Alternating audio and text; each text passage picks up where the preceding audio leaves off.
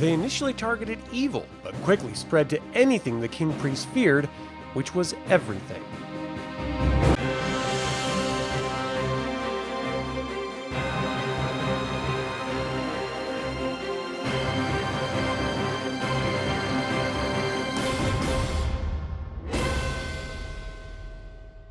Welcome to another DragonLance Saga episode. My name is Adam, and today we're going to talk about the Knights of the Divine Hammer.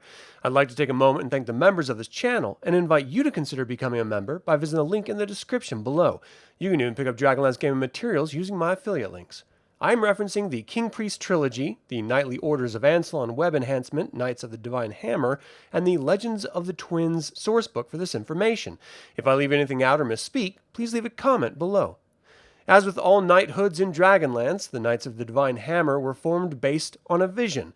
But this wasn't a clear vision of a god presenting themselves to a mortal with a specific edict, or the honoring of a fallen soldier as in other knighthoods. But rather, in 40 Prae Cataclius, a peasant turned bandit turned protector named Cathan MarSevrin had a vision of a burning hammer falling toward the nation of Istar. He shared this vision with Beldinas Pilofiro, the new Kingpriest, also known as the Lightbringer, for Cathan helped him find the Miceram, the ancient crown of power the Kingpriests wore. This new Kingpriest was a former monk and religious fanatic. He refuted the Doctrine of Balance after several assassination attempts on his life when coming into power. You know, the law of balance that is integral to Dragonlance's setting. This religious zealot interpreted the vision as a sign from Paladine. I doubt anyone could have foreseen the truth behind the vision at the time, as the Lightbringer would be the cause of the Cataclysm, and he was brand new to the job. The Kingpriest interpreted this burning hammer to be a sign from Paladine that he should eradicate all evil, and that Istar should have a knighthood dedicated to that end. After resurrecting Cathan, he appointed him the first Knight of the Divine Hammer. I can't imagine anyone other than those serving the gods of evil seeing this new knighthood as anything more imposing than the Knights of Solamnia, save for their sole focus being to protect the Holy Empire of Istar and execute the Kingpriest's will, which is what they did. The order held near total immunity from any legal claims within the Empire.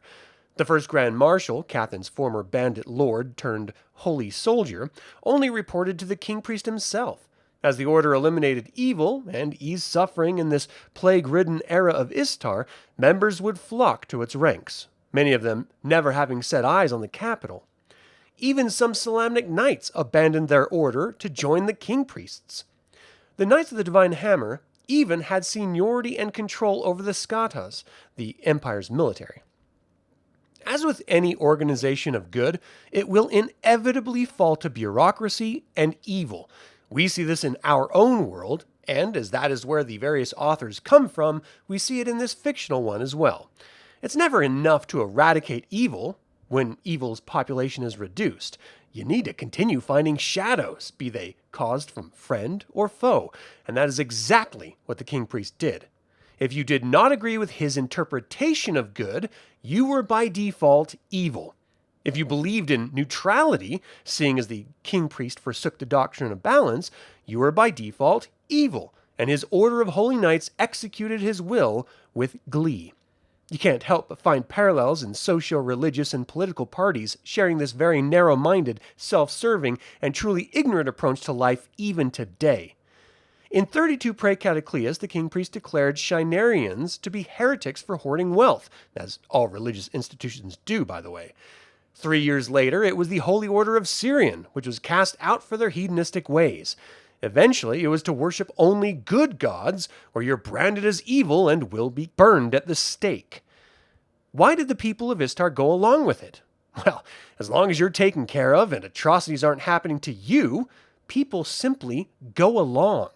They make justifications or ignore reality. Again, very true to our world. This twisting of logic and genocide would continue for a decade, largely ignored by the population until the Lost Battles. The Lost Battles would prove to be a pivotal turning point in the knighthood, as most of the knights died in the war against the Orders of High Sorcery. Cathan would replace Tavar as the Grand Marshal, but in turn would be replaced by Lord Olin Silverhaft in 20 Prae Cataclius. Olin, a former knight of Solamnia, would do his best to rebuild the knighthood, but at this point, imperial skatas, lesser noblemen children, and mercenaries trying to make a name for themselves would swell their ranks, and ultimately led to an even more ignoble order, if you can imagine it. By his death in 9 Prae Cataclius, Cathan's former squire Tithien became the Grand Marshal, and he was forced to fight Istar politics which proved to be far too ingrained in the Holy Empire.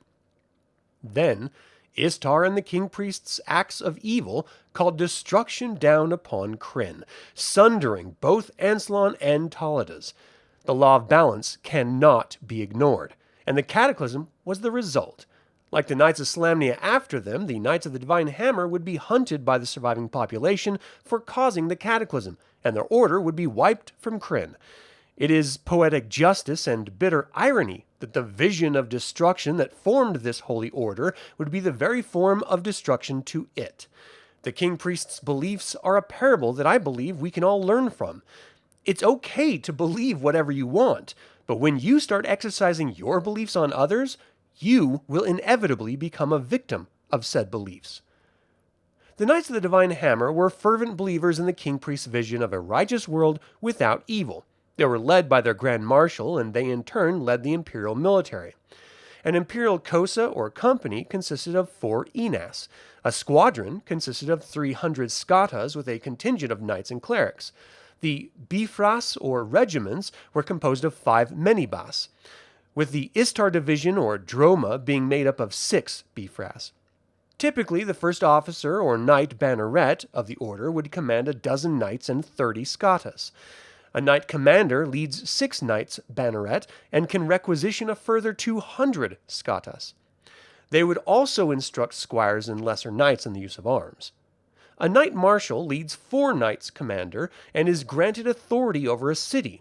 Over them are the senior marshal, who defends a province, then ultimately the Grand Marshal or Lord Marshal, who head the order itself. While the knights themselves are forced to exercise chastity and obedience to their leadership, they're granted exquisite equipment and near total authority in the Holy Empire.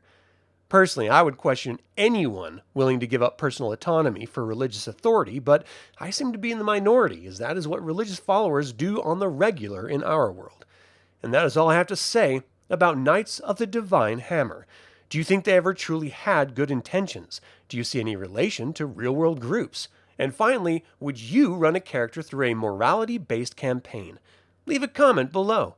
I'd like to take a moment and remind you to subscribe to this YouTube channel, ring the bell to get notified about upcoming videos, and click the like button. This all goes to help other DragonLance fans learn about this channel and its content.